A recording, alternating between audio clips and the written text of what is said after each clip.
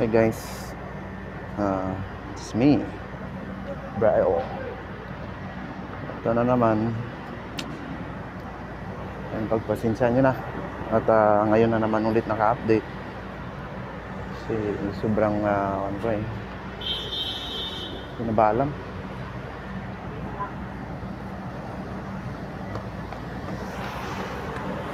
Ay, papunta na. Alam nyo, anong oras ako nagising? Alas 10. Ngayon, yung tipong gusto ko pa matulog kasi nga puyat. So, nahiga ako. Umidlip pa ako. Ngayon, sabi ko kahit isang oras lang gising ako. Hindi ako nakapag-alam.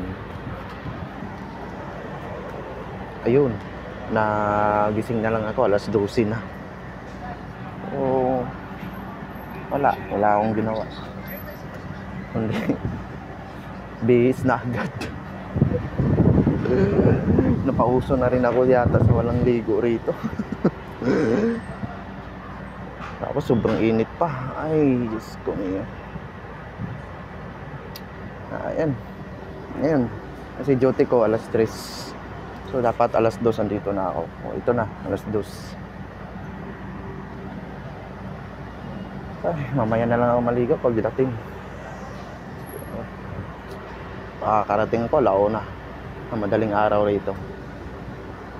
Puyat. Wala kulang talaga yung gusto mo pahinga pero itulog mo na lang. Ganun talaga ang buhay.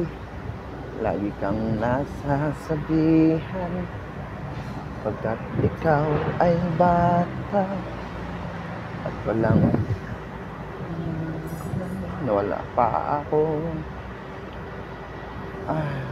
Yan lang yung update ko sa inyo. Wala naman akong dapat ikon.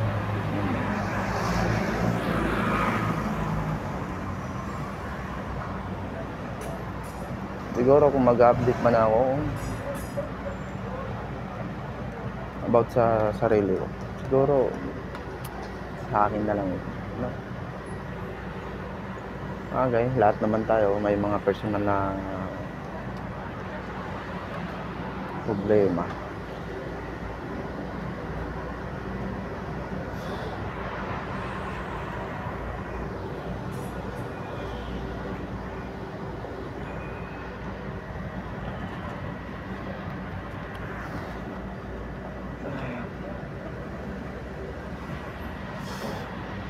Kwento ko lang sana sa inyo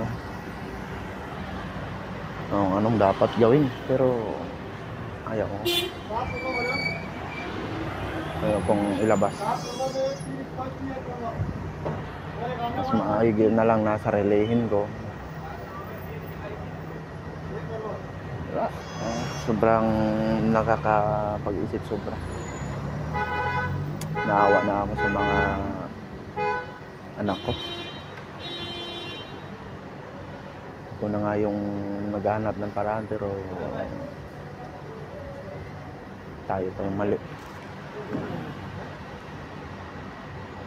Ganito pala yung buhay na tipong may trabaho ko na. Para tayong may halo-halo ba? Tapos hanapan ka pa ng mali.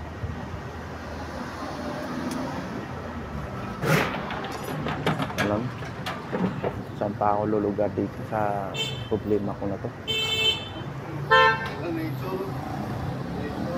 Dami, sunod-sunod.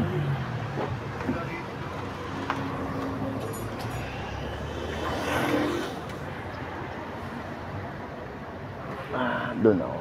Makaupo ako.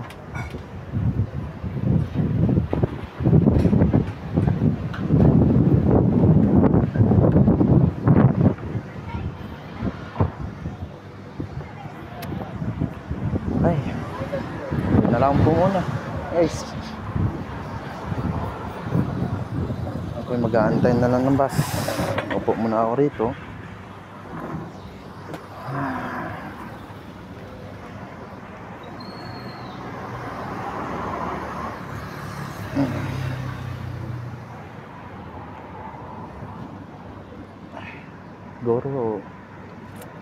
tatag na lang. Wala, hindi lang naman ako yung may problema rito. Lahat naman tayo, di ba? So,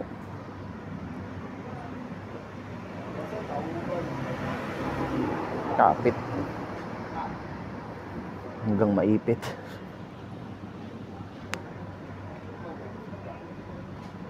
Wala na nga akong time mag-update sa inyo. Wala na nga akong time na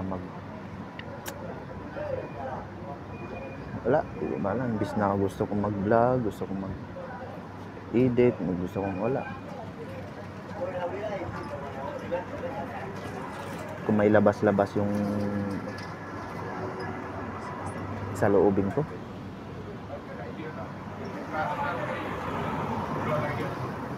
Ito pala ang buhay niyo. Hindi pong habang tumatakbo yung panahon, oras, pati pag-iisip mo, magmamature ka na. Wala eh. Nabubuhay tayo sa mundong itong puno ng problema eh. Kahit na trabaho ko, nadadamay na dahil sa mga nangyayari.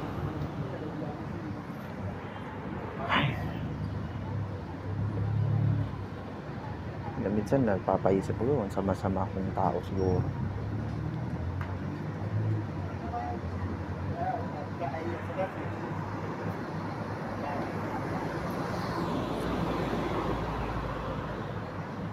Sige na muna.